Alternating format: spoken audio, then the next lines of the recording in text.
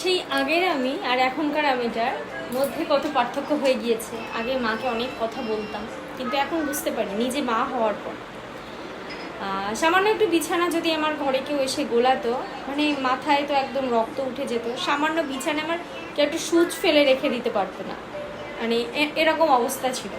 বিছানায় বসাতো দৌড়, কেউ আমার ঘরে আসার পর আমাকে শুনতো যে বিছানায় বসবো, মানে আমি এরকম টাইপের ছিলাম। আমার বোনও বসতে ভয় পেত, ভাই তো পারমিশন নিয়ে তবেই বসতো, দিদিয়া খাটে একটু বসবো, এরকম অবস্থা।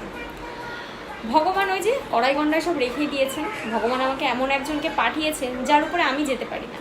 তো আমার ঘরের অবস্থাটা দেখো, এই যে টেডি বিয়ারটা রাখা ছিল ওই জানলার ওপর, নিয়ে এসছে এখানে। ট্রাকটা রাখা ছিল বাইরে, নিয়ে এসছে এখানে। বিস্কুটের মধ্যে বেশ খানিকটা বিস্কুট ছিল, সেইটা দিয়ে জল দিয়ে এই যে খাটের সাইড দিয়ে ঢেলে ফেলেছে এইখান দিয়ে। যাই হোক, কিছুটা মুছেছি আর এখানে রেখে দিয়েছি কিছুটা। ব্যাট, একটা গাড়ি, বন্দুক, গাড়ি, তারপরে বালিশ টালিশের তো অবস্থা এই। তো এই হচ্ছে আমার এখন ঘরের জঙ্গলিদের মতন অবস্থা। আর সেই আগের আমির ঘরটা থাকতো একদম পরিপাটি সব সময়ের জন্য।